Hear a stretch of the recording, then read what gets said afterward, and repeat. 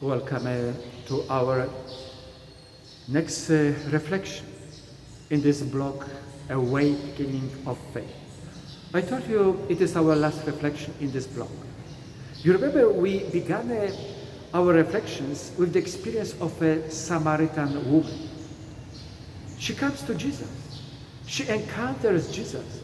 And in the presence of Jesus Christ, of God, she learns and she experiences the truth of who she is.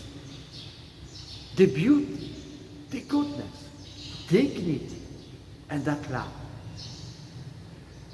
And today I would like to end this blog, these reflections, with the experience of another woman, not from the Bible, but from one of my missions in Sarawe, Africa, Botswana.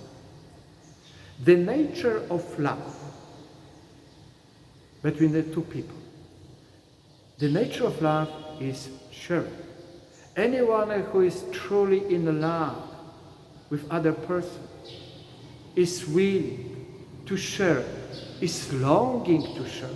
Those who think and plan and act for themselves only, they have not yet experienced love. They know.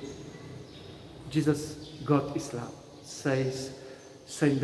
John in his first letter, chapter 4, verse 16. God is love. And then he says in his gospel, the Gospel of John, chapter 3, verse 16, he says, God loved this world so much that he gave his only Son. The sharing, the nature of God's love, the sharing of his own Son, so that anyone who believes in him, in Jesus Christ, might not perish, but has eternal life. So today I will share with you that experience of a young woman, 35 years old, a mother of 3 children, who is sick of HIV/AIDS. At that moment I didn't know it. And she wants to share, out of love, share her experience with the community of the church. You remember I told you about that pilgrimage, bicycle pilgrimage, 1,500 kilometers for HIV/AIDS people. And so many people were engaged, involved in the prayers every day. And she was one of them. And in that process, she experienced personal presence of Jesus Christ in her life. And in that encounter with Jesus Christ, she experienced the beauty, goodness, love, dignity of who she is, who truly she is. And out of that experience of love, now she is willing to share her sickness, her experience with the community of the church. We have to take into account this stigma and discrimination. People sick of HIV/AIDS, they come across with a huge experience from the society, experience of stigma and discrimination. They are treated in the society like lepers. It was Wednesday afternoon. I'm coming from my bicycle exercises. Coming back to mission. And I see a young woman sitting by the tree.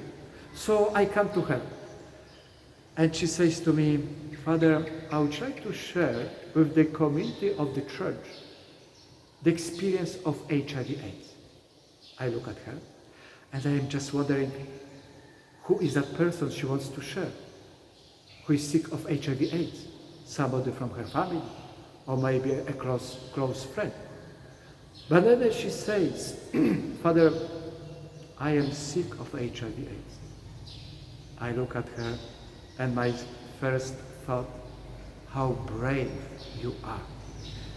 But then I recognize it is not braveness. It's not that she's brave. Without love, there is no person who can be brave to such a point. I corrected myself and I say, how much you have experienced God's love in your life and how much you have experienced your own love in the presence of God. So out of loving herself, she wants to share now. She wants to share her own experience with the people in the community of church. So I tell her, okay, perfect. This is beautiful, but do not feel obliged, stressed out until Sunday. On Sunday morning, before the Mass, come again and tell me, confirm, either you want to share or not. Be free, okay? So on Sunday morning, she comes to me and she says, Father, I want to share. So after reading the Gospel, I look at the people gathered in the church, more than 250 people, children, young people, women, men. So I tell them, listen, today we don't have a homily, we don't have sermon. There is someone from you who would like to share the experience of HIV/AIDS. They look at me.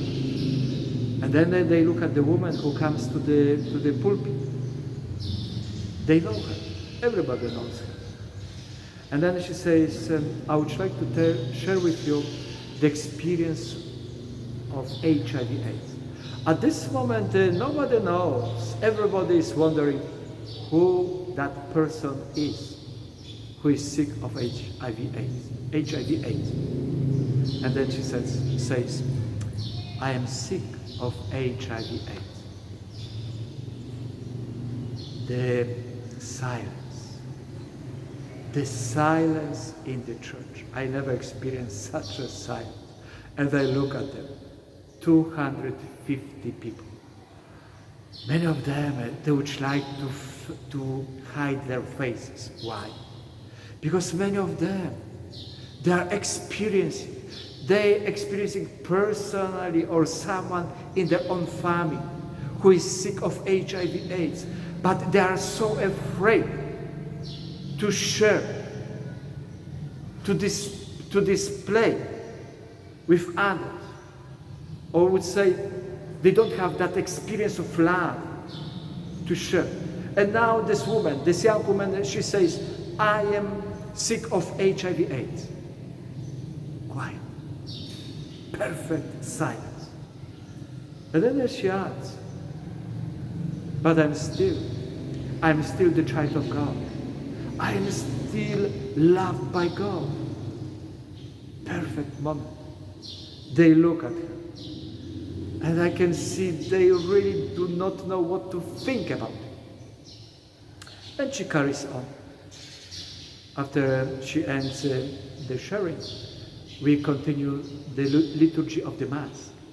When we come to the moment of sharing the sign of peace, one of a woman who is accompanied that young woman sick of HIV/AIDS, she comes to the altar and she says, Father, today we like to change the way we share the sign of peace. And I look at her and I say, so what is your idea? She says, because usually people, they just bow their heads or shake their hands with the neighbors at their sitting. But she says, today we would like that woman to stand in front of the altar the way you stand and you give the Holy Communion. So she comes to the front of the altar and you ask if anybody would like to come to her and say or share the sign of peace with her, is very welcome. And I got scared. I was worried, knowing this experience of stigma and discrimination. I was worried. But then I say to her, okay, let's the Holy Spirit run the show. So she comes in front of the altar, and I'm telling you, everyone, every single person, a child, a young person, a woman, mother, men, that is important, men, they are queuing to come to her. And they don't say only, peace be with you. No. They shake her hand and they embrace her. And then I can hear the cry. There's a cry. They are crying. People in the church are crying. And that is not a cry of fear, pain, suffering. It's a cry of gratitude. They are so thankful to God for this experience of love. It was my first time as a Catholic, as a priest, as a missionary, to experience the joy of God's presence, God's love in the community of the church.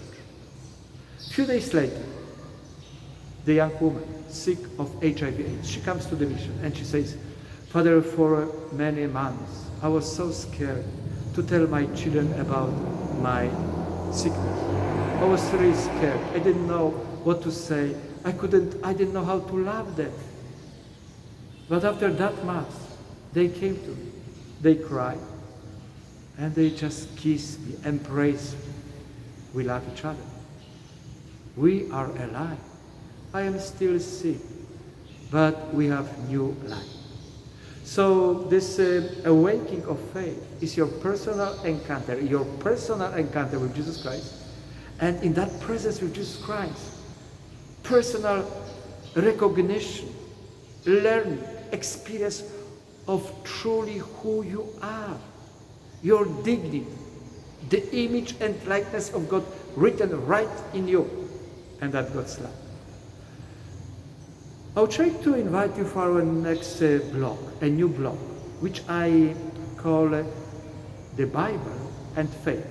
Or let me put the other way, the Bible and the experience of intimacy with God. There is no intimacy, there is no love with other person unless we come personally to that person, we listen to that person, we spend time with that person.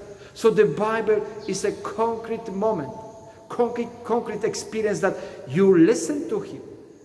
You take the Bible into your hand and you spend time with Him. That's how we are going to build and experience that intimacy, faith with Jesus Christ. Welcome to our next session and have a very good day.